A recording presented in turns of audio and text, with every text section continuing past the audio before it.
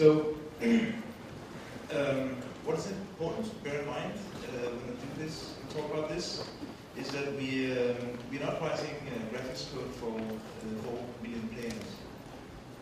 We're writing it for 4 million developers and more than 600 million players. So this informs the way that we approach problems and the trade-offs that we need to make it work for all of you in all of the workflows that you employ. So before I start, I'm just going to show you this video that was made by a single guy in not very long. He was working with the beta versions of our software. If you can turn down the lighting a little bit, I'll run the video, and this shows you what you can do with the light.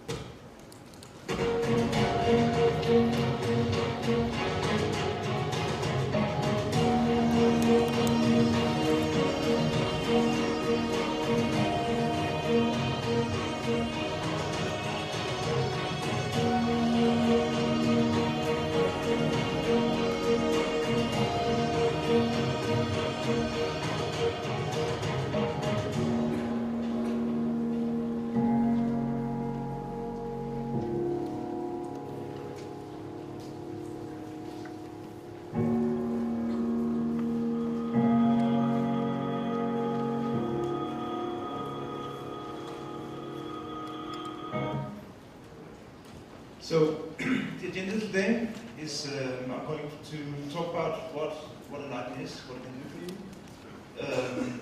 I'll go into some detail about how enlightenment works internally. The reason I've chosen to do this instead of a workflow-based talk is that I want you to get a feeling for how enlightenment works on the inside of the black box, so that you will have some kind of understanding when things go wrong, or so when you see the results, you have some idea of what enlightenment is actually doing.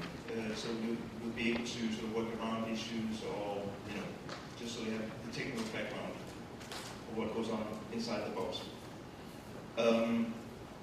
Then I'm going to discuss another important lighting effect that you don't really get with enlightenment, but we have built some systems on top of the system that work seamlessly with enlightenment, that gives you reflections, spectral reflections, gloss reflections. Then I'm going to talk a little bit about what's next in our team, like what we're going to focus on, what we're going to be developing next, what we're going to improve on, what we already got, and some questions at the end. So, what is enlightenment? Enlightenment is a piece of middleware, basically global illumination, it was developed by Jesper, which has been purchased by ARM, based in Cambridge, and I myself used to work there, developing lighting. So it currently supports all modern platforms, back down to mobile platforms, desktop platforms, consoles. So it's pretty widely supported. It's used for several AAA titles, including the recent Battlefield series, Battlefield 3 and 4, and some other things. And we've taken a Lightning 2.22, which is a version that we locked down on, and we integrated that into Unity5. Shortly we'll have the most recent version in there. So what does Enlighten output? Enlighten requires a pre-compute phase that does some calculations on your scene, and it gives you some data with which you can compute real-time light maps in the player during the game. It gives you data for computing real-time light probes during the game.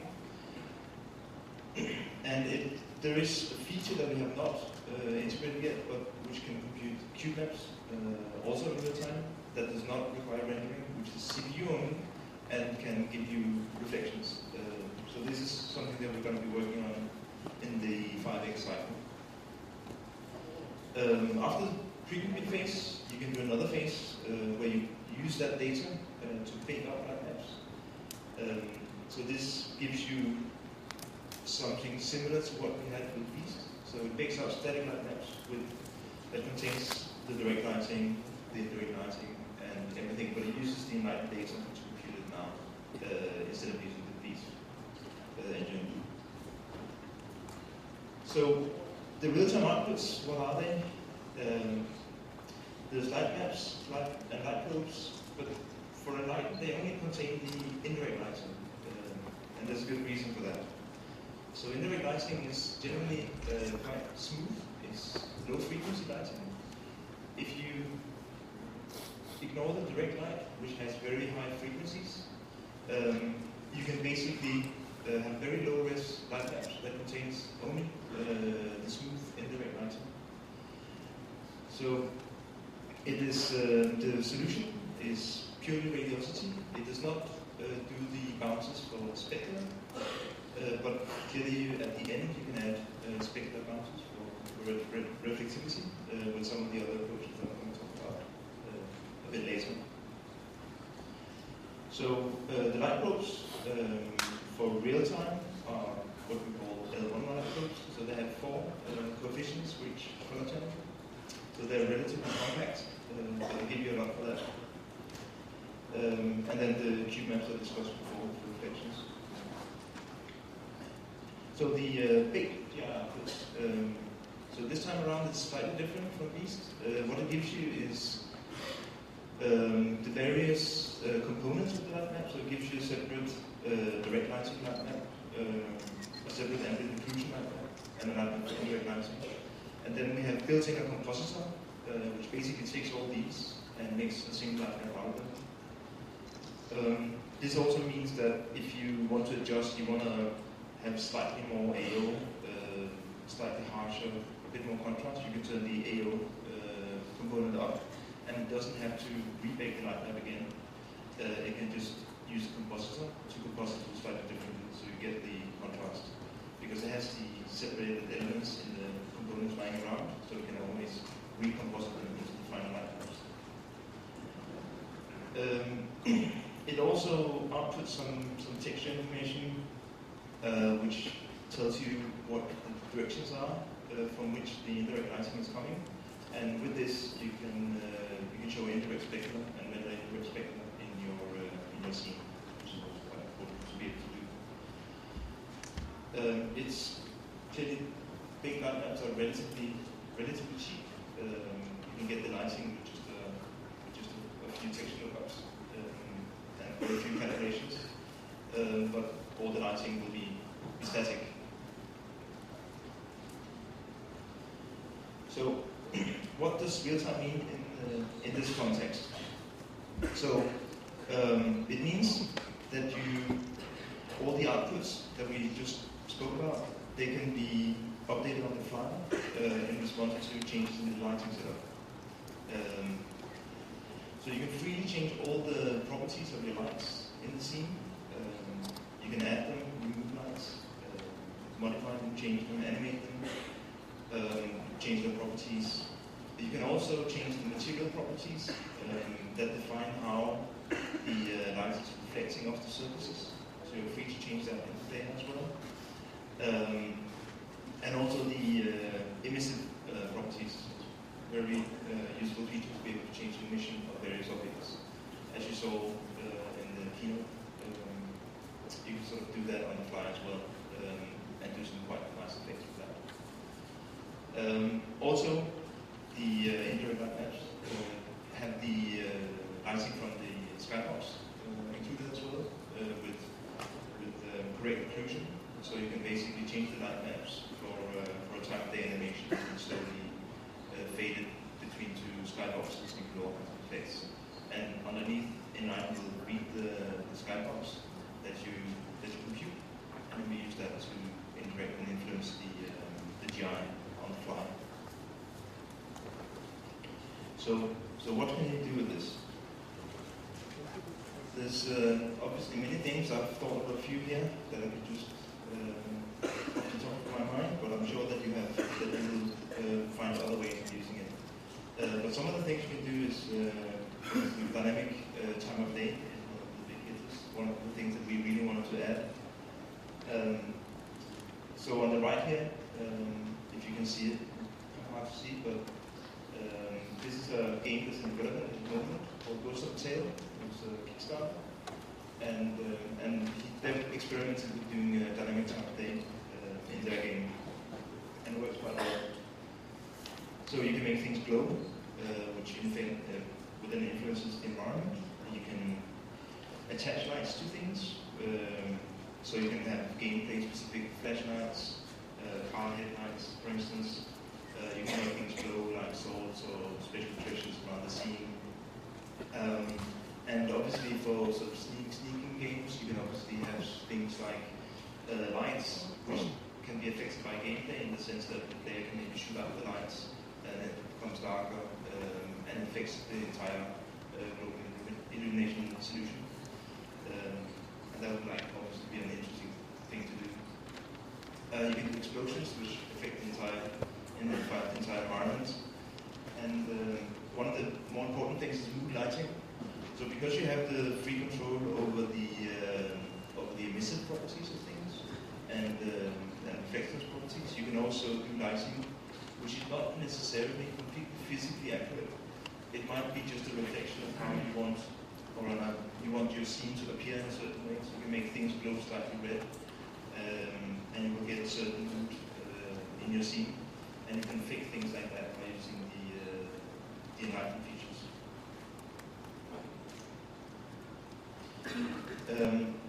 So this is a shot taken from the blacksmith demo, showing a light marsh environment. So here is another shot of the bridge scene where the blacksmith crosses over. You can see there's some indirect lighting there on the back side of the bridge that's not directly illuminated. And the next shot. Yes, this is without any indirect lighting, so you can see it turns fairly back. So this shot is shown in the video. What you can see is that particularly the support pillars, they throw quite nice soft shadows into the ceiling, and they are completely real time. They are in real time, and in order to actually do this in this demo, we use quite high resolution, and it works on it's a workstation demo. So this is another shot. So this is using exactly the same environment data as the previous shot.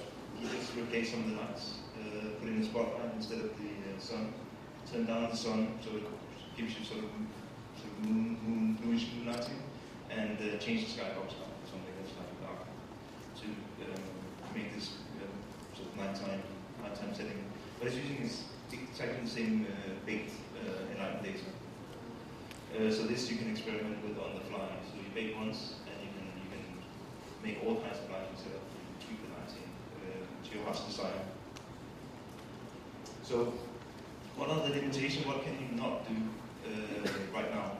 So the dynamic features, basically you change the lighting setup, but you cannot, dynamic geometry cannot bounce light into the GI solution. It can receive light, and it can receive full GI light from the light probes that have been seen. Similarly, dynamic geometry does not emit light directly, but obviously you can attach lights and fake that in a different way.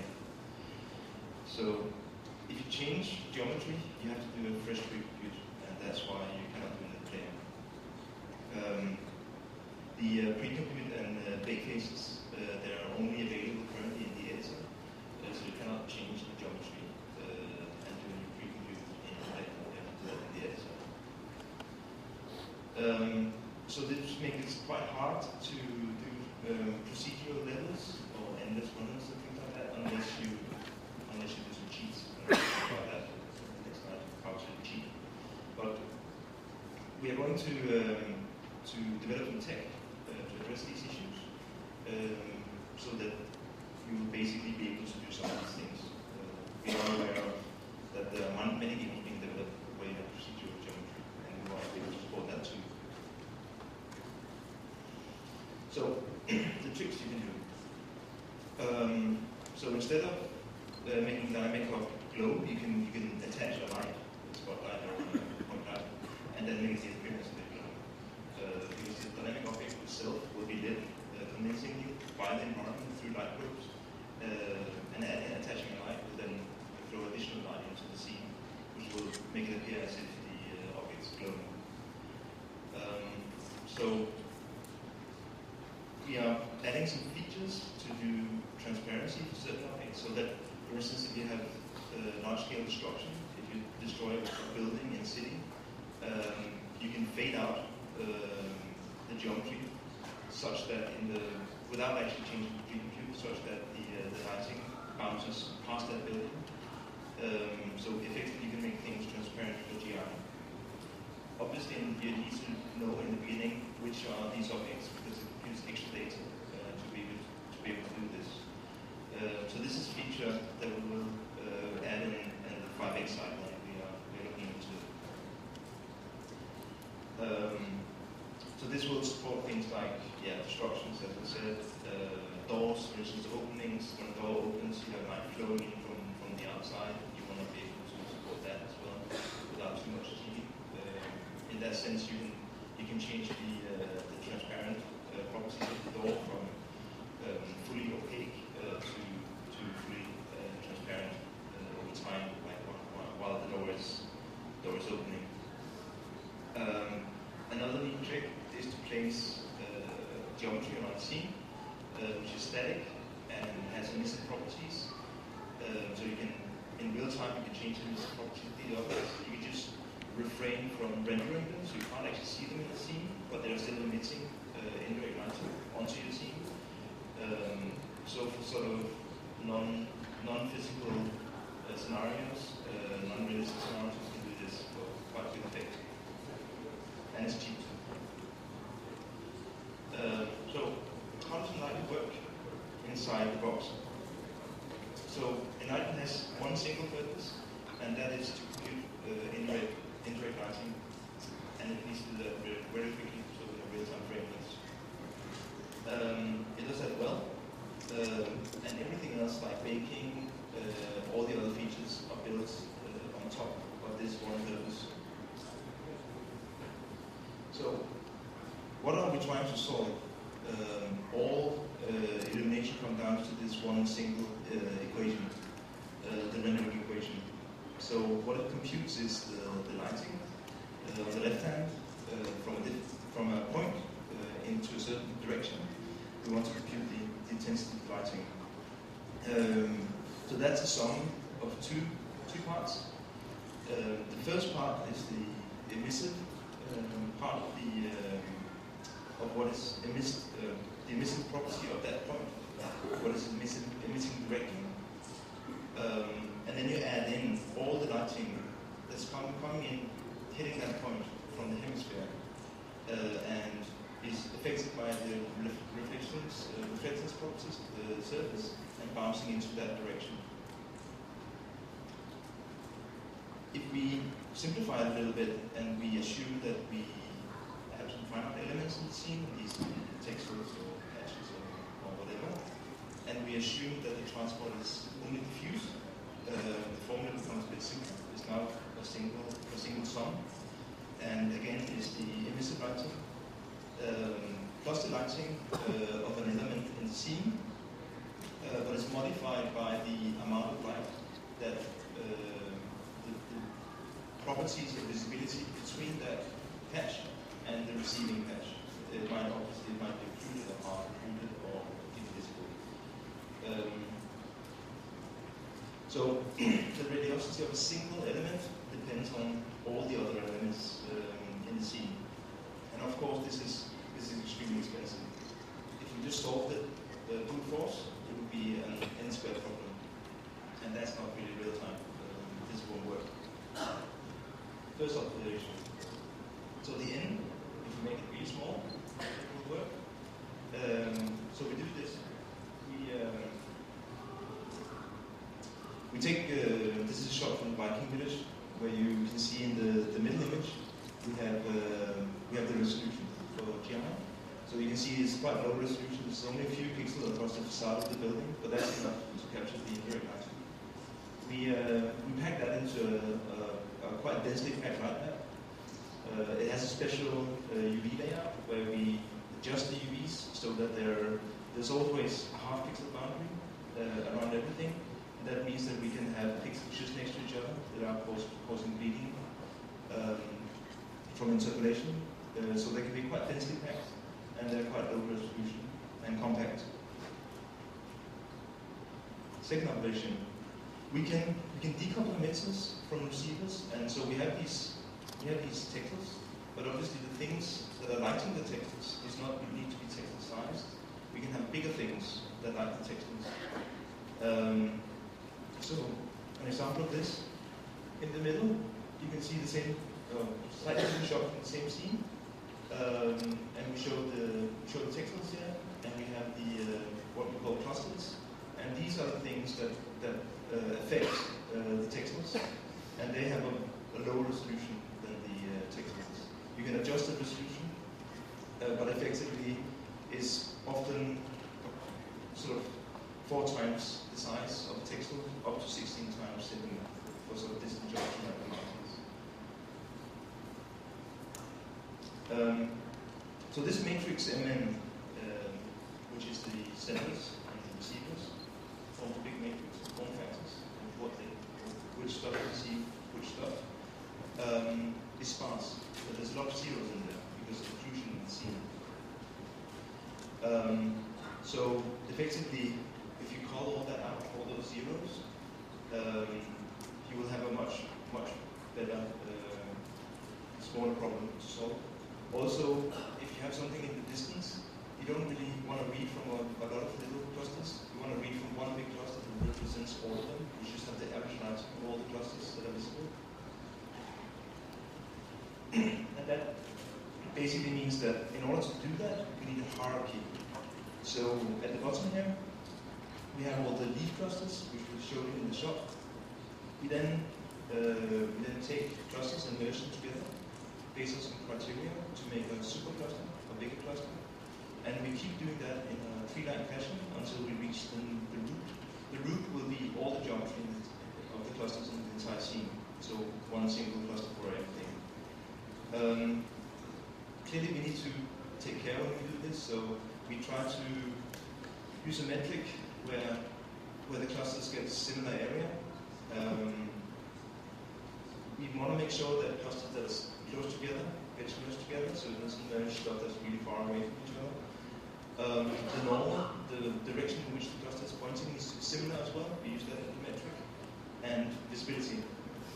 So visibility is important because you could sort of have a cluster that is between a wall on either either side of a wall.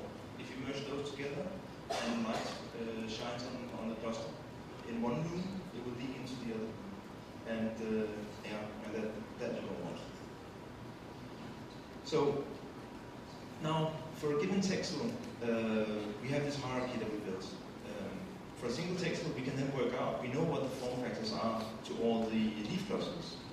So what we can do is that we can do an optimization pass. So we can look at the form factors, and if we see, if you take a node in the tree and see the children, and if all the children are visible to a texel, we can merge them together and just store a single form factor for the node above. And we keep walking up the tree while we attempt to minimize the error that we introduce. And we use a fixed budget for this. So we can say, for instance, it has, in this case, the budget is obviously 5. So we can read from 5 things. And this allows us to control how fast it's going to be there. Because obviously it needs to run through this for every texel. It needs to run through this budget and multiply and add the lighting through the layer. So this requires a fairly small budget, and realistic budgets are in the size of 64 and upwards. So the budget is constant. So complexity theory tells us that the problem is now nk, and if you have a constant, the constant falls out, and it is now fairly reasonably linear complexity, and that we can actually do in real time, and that's what an algorithm does. And here we've shown how we adjust the budget. It's in the light map parameters, and you can just slide up, and we can drag up the budget. So the higher the budget, the more you use it there, because all the data needs to be stored, and there will be more data. Also, it will have an impact on performance. We'll run through a long list of stuff, but it's highly optimized. So these data is packed, it's quantized and packed into a very small space, and we utilize the SMD instructions in all the platforms in order to actually do this very quickly. So what happens in the player now that we have all this data?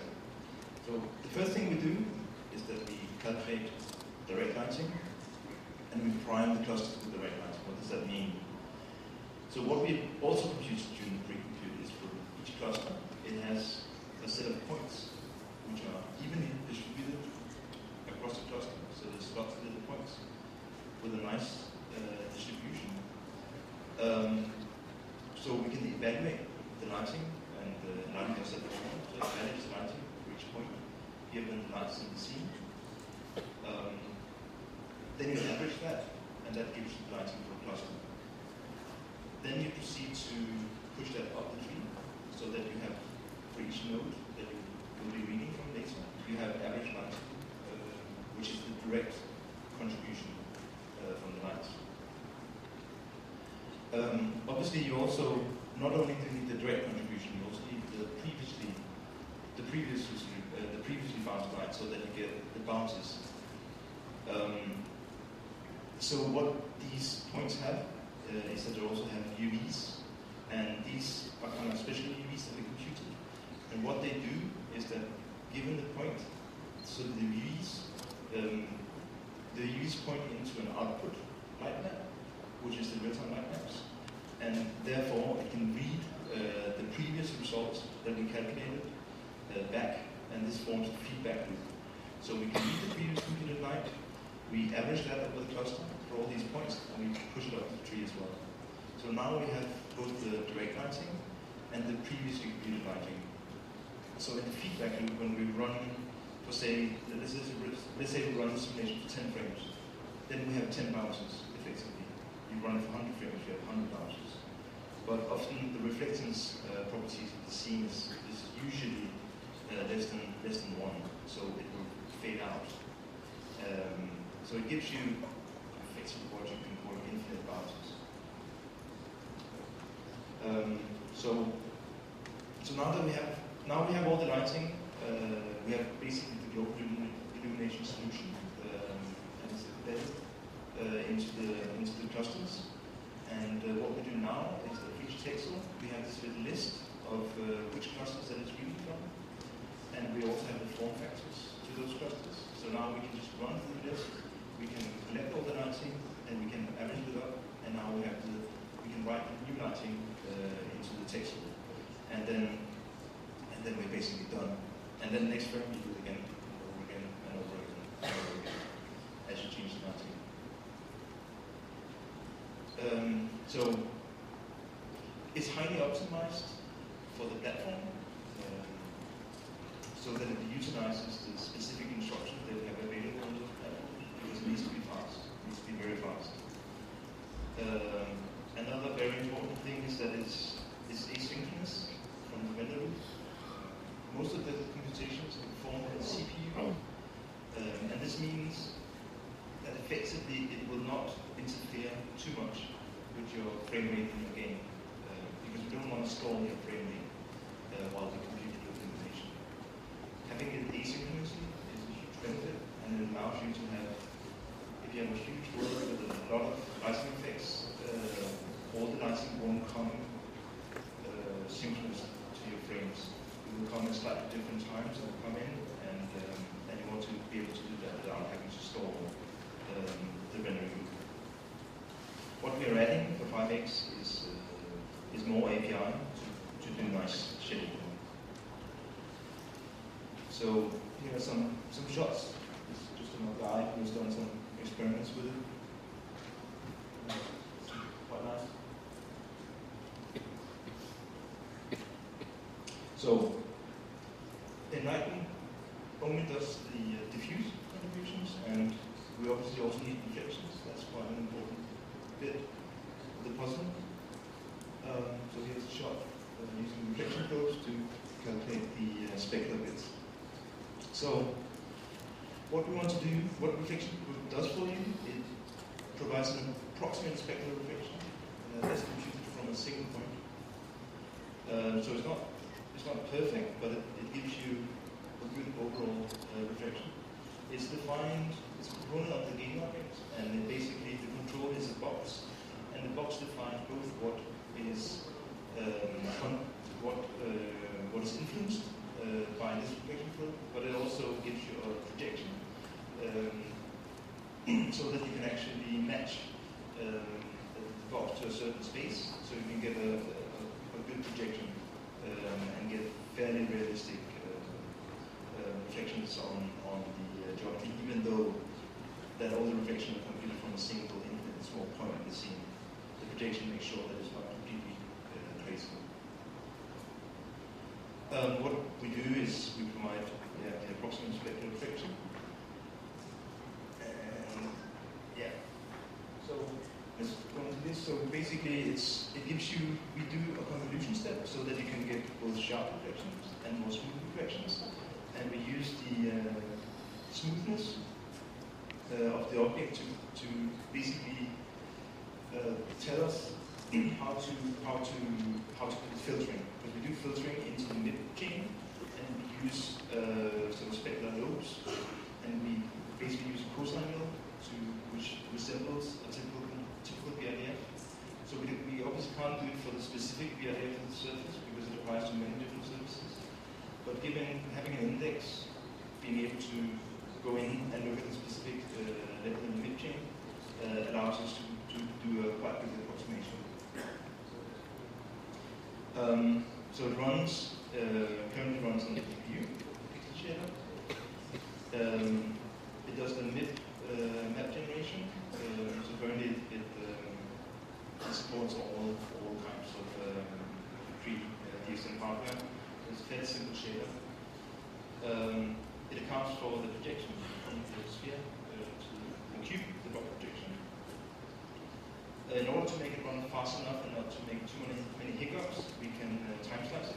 So it can render like one face of the cube in each frame, and then the convolution can be computed over several frames to amortize the cost, so you don't get a hiccup. You can also do everything in one go here. You have a really powerful computer, but that's not possible for some of the lower-end platforms.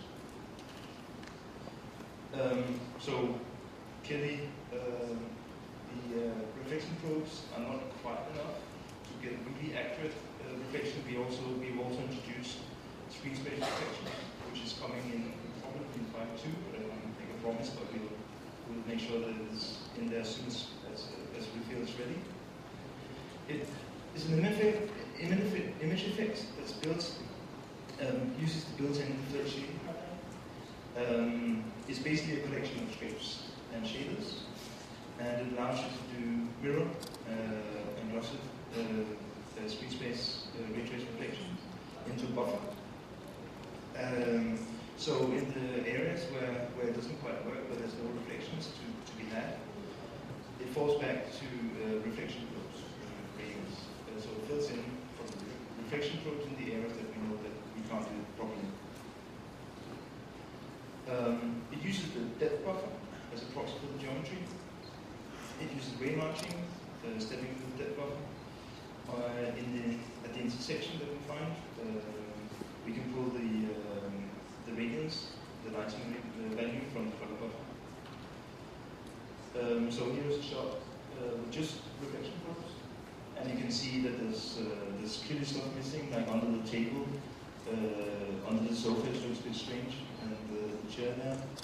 And here we add SSR, so we get a really nice reflection in basically in all the areas that we care about in the scene. So what are we going to work on next? So we're going to use a lot of manpower on fixing bugs. So every one of you out there have a different workflow and have different tools built on top of Unity, because Unity is such a flexible platform. So we want to see those, understand how they work, and make sure that the lighting and the GI technology we have suits all of you. So there's obviously bugs to be fixed, workflows, issues to adjust, and things like that. On top of that, we really need to improve the documentation so that you know what's going on, and you have sort of best practices and guidelines on how to overhaul this. And another big thing we've gotten from the forums is that we need the pre-computing bake phase. We want that to be much faster than it is currently. What we're looking into currently is to do a LAN solution for lighting builds, so that you can use multiple computers. To do this, you can have a farm of computers that's computer lighting, and you can also completely offload it from your computer if you feel it's slowing you down, and it can then happen on a different set of computers in your office. Another thing, when we've done that, we want to move on to is cloud, so that you can offload this completely into the cloud. And the benefit of a Lighten is that it's very parallelizable. So the scene's broken down into many little chunks that can be computed in parallel. So basically, you have with a cloud solution, you will be able to do things in minutes, and you will have a new solution. And it will free up your local computer completely. So the other thing we want to look into, which we're starting to kick off this month, another R&D project, is to look at the Power VR technology, which is a ray tracing technology. And we want to leverage that to be able to do things like progressive light map baking, so that as soon as you drop in the light, you see the light map improving and being baked. So as soon as you drop in the light, you will get an approximation of how it will affect the scene. And that way, your iteration time of lighting will be greatly speeded up. Also, what it can do in the sort of medium future is to be able to do previews for the real-time lighting, so that you can see what is the real-time lighting going to be like at this certain resolution immediately, without having to wait for a pre-preview to finish. So you will immediately get feedback on what is going on, what your lighting is going to be like. Because often you adjust the light and you make it slightly too strong or whatever, and then it just looks wrong, or you need to move an object to get the shadow right, and things like that. You don't want to be having to wait for an entire pre-compute in order to know these things. What we also want to do, which is probably should be higher on the list is that we want to make some solution, better workflows for how we mix real-time shadows with baked shadows. So currently this is a bit of an open question, and we are looking into improving this a lot.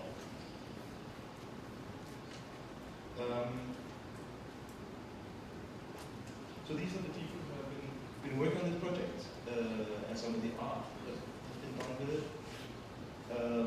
And I think we have a bit of time for some questions, if you have some. So, do we have a translator for this?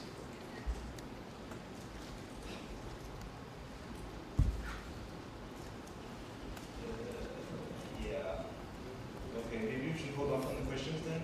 You can come to me from outside, and we will find somebody who can translate, and I can answer your specific questions. So just look me up. Okay, thank you.